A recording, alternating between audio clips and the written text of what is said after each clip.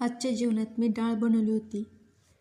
त्यासाठी पालक आणि टोमॅटो स्वच्छ धुवून घेऊन कट करून घेतले. मुगाची डाळ आणि मसूरची डाळ धुवून घेतली. त्यात पाणी ओतून हळदी पावडर, थोडंसं तेल आणि कट केलेले पालक टोमॅटो घालून त्याच्या 2 शिट्ट्या केल्या. तोपर्यंत पीठ मळून घेतले व आळूची वडी करायची होती. त्यासाठी बेसनमध्ये ओवा, हळदी पावडर, चवीनुसार मीठ घालून घेतले. अद्रक, हिरवी मिरची, लसूण, कोथिंबीर, जिरे मिक्सरला बारीक करून घेतले. पाणी टाकून मिक्स करून घेतले.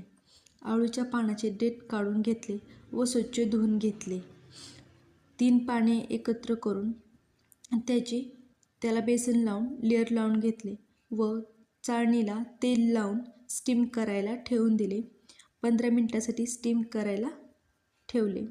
डाळीला फोडणी देण्यासाठी तेल गरम करून घेतले. त्यात मोहरी टाकली. मोहरी तडतडली की जिरे टाकले. लसूण ठेचून घेऊन त्यात टाकला. थोडीशी कोथिंबीर, घरचा तिखट मसाला टाकला आणि फोडणी दिली. जशी कन्सिस्टन्सी हवे त्यानुसार पाणी ओतून मीठ टाकलं व उकळून दिलं. चपातीचं पीठ भिजलं होतं तर चपात्या करून घेतल्या. गरम गरम चपात्या झाल्या की अळूची वडी कट करून थोडशा तेलामध्ये फ्राय केली. असं होतं माझं आजचं जेवण. कसं वाटलं तुम्ही नक्की सांगा. बाय.